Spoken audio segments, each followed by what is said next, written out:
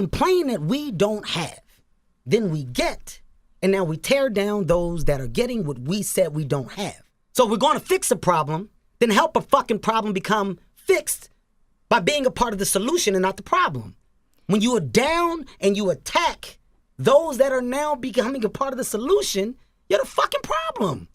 I can say that there has been a heavy separation within races and opportunity in the entertainment business.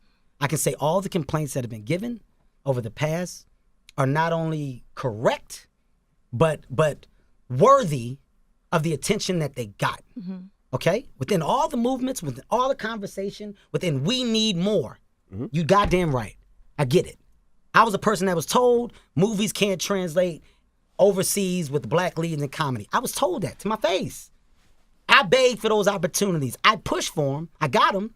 And now you see more movies with people of color in the lead position getting those opportunities because we're pushing for it. So if we want to see change, then we got to support those that are fighting for the change.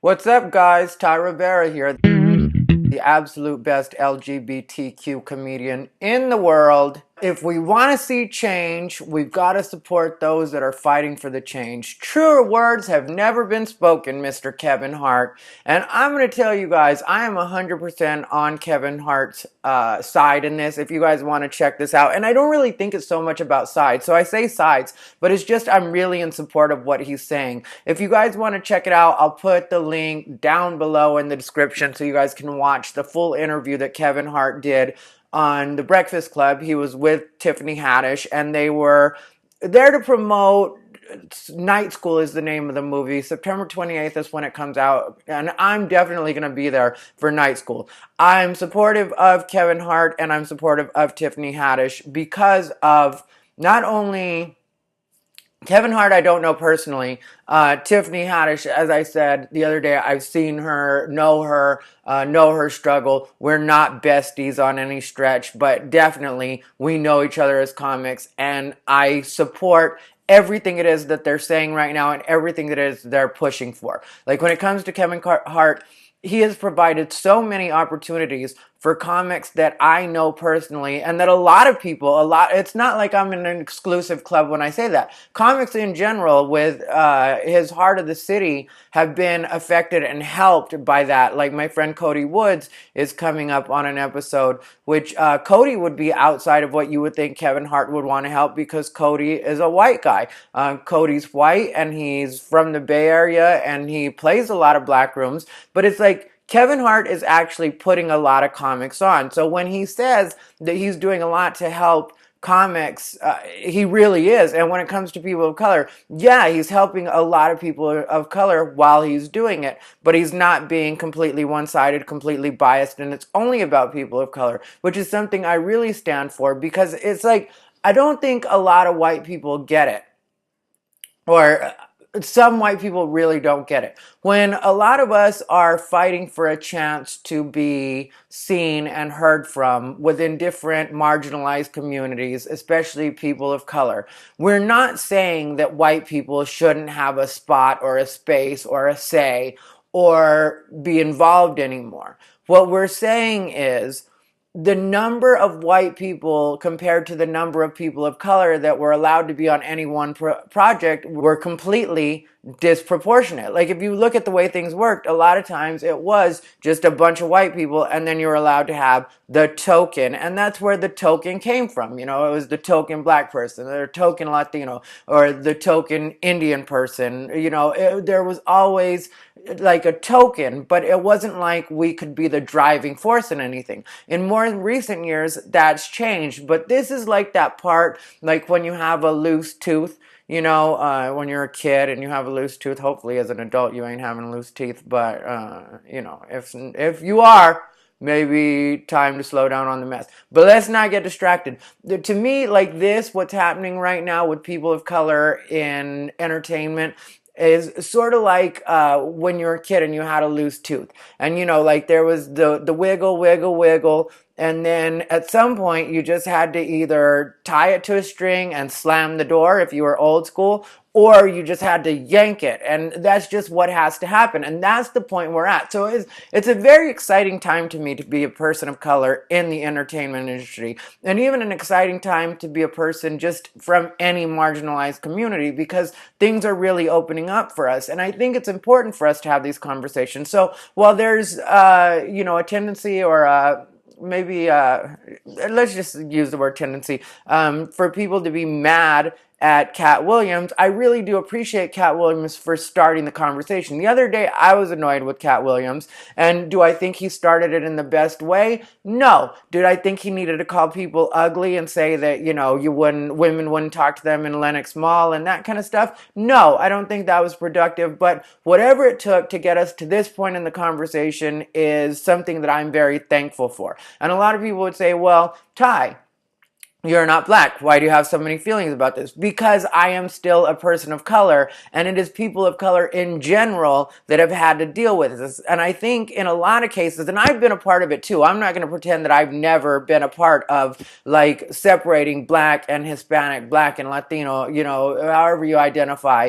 I've definitely fed into that thinking and thinking that we were different, but really we are fighting a very similar fight. It's not the same fight, and we should never make it so that there is validity in saying that this is different between the two communities. But at the same time, we should band together and help each other to figure this out and to get ahead. And hopefully one day we can all just be people in the entertainment industry. And I know it's a lot to ask, and people will always say it's not about talent, it's about who you know, and it's about what they're looking for and that kind of stuff. But hopefully we can get to a point where it is about talent, because that's what, there are people that do this because they fit into a certain demographic, so they feel like they should have a seat at the table. But then there's those of us that really do love it. There's those of us that really love what we do. Like me, I perform comedy a lot of times in the least glamorous circumstances for audiences that sometimes don't really care until you make them care, and I'm willing to be that guy. I'm willing to be that comic. Will I at some point get tired of that and want more? Well, I want more now, but for right now, this is the road I'm on, and I'm content to work this part of the road until I figure out what I want to do next. But at a certain point, it does get like, yeah, the industry needs to understand that it's no longer acceptable to say there can only be one of each community, because each marginalized community, because it's never been like that for white people. But it's never been like, oh, we can't have too many white people on the show or it becomes a white show. That's never been a thing. But if you have me and other Latinos on the show, even if we don't do a lot of jokes about being Latino, it's considered a Latino show. Same with black performers. If you have too many black people on a show, black comedians, then it becomes a black show. There are some people that don't get to headline at different parts of the country because their agents and managers will be told, we don't deal with urban acts. And then the agent or manager will be like, well, that's okay because they're not an urban comic. And when they say urban, it's like usually it's a blanket for black is what it is. And it's their nice way of saying black. But really, if you know what urban comedy is, that's more like Def Jam comedy or the new school version of Def Jam comedy. And just because the comic's black doesn't mean that they're urban, doesn't mean that, they can only perform for a black audience. Because that's what they're really saying when they say urban is, that they only perform for black audiences, or their comedy will only work for black audiences, which is very dismissive. It's like, just because I've got a different skin color doesn't mean that, or now means that I can't be universal. I can't be universally funny because I'm brown. That automatically makes me something foreign that white people can't understand. Makes no sense at all. So Lunel jumped in the fray. Leslie Jones jumped in the fray and basically told Katt Williams and Kevin Hart to keep her name out of their mouth, which,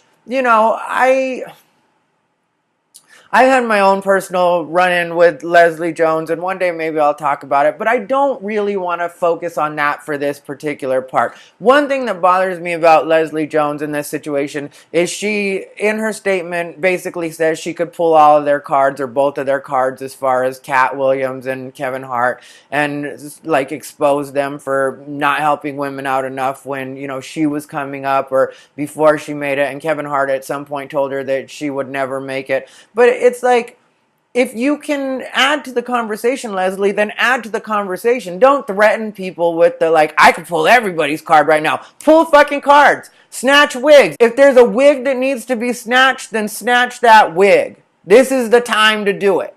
Like, go ahead and say your piece, because you complain about everything else. That's one of the things that I addressed and she got mad at me for, was because I just said that at a certain point she sounded ungrateful because she was always complaining about things, you know, people not wanting to make her dress. And it was, you know, different situations, not having a man, just everything complaining, and not like funny complaining, like really complaining.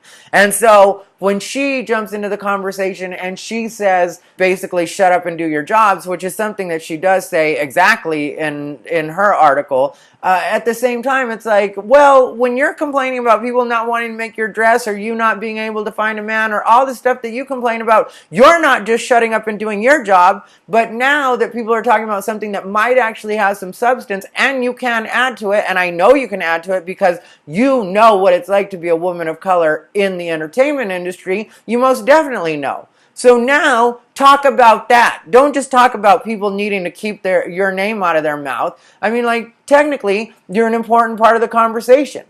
You're a woman of color who has made it. So, chime in on that. What, you're not okay to chime in on it because it's not something that's very Leslie-centric? It's not just about you. It's about a bigger picture and something bigger in the industry? To me, that makes no sense. To me, this is where your voice is most needed. Not when you're complaining about the Hyatt and saying they're racist because they didn't allow you to do something that you wanted to do, or whatever happened at the Hyatt. Don't think we didn't notice that just disappeared.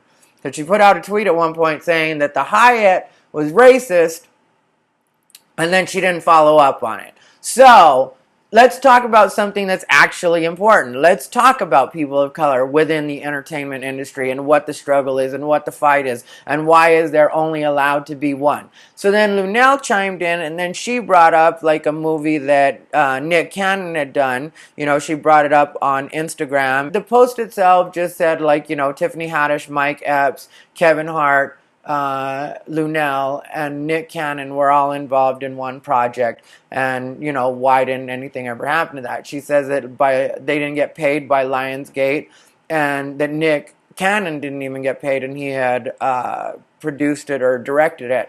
And she was saying, like, you know, let's talk about that. Let's stop pointing fingers at each other, and let's look at the studios and the people that are actually responsible instead of trying to blame each other, which is something that I'm also very respectful of and think is an important part of the conversation. Like, how does that kind of stuff happen, and why does that kind of stuff happen, and how do we keep that from happening in the future? And, you know, Lunel is another person, and I'm glad, because, you know, I don't mind people getting spicy with it, you know, and that's what happened with Leslie Jones. She said, keep your name out my mouth unless you're eating my pussy. Or keep my name out your mouth unless you're eating my pussy. That's one of the quotes.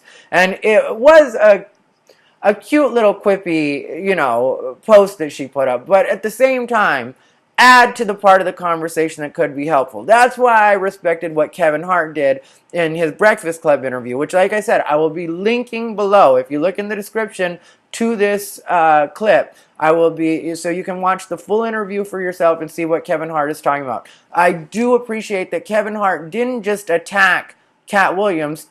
Technically, attacking Katt Williams is the least of what Kevin Hart did.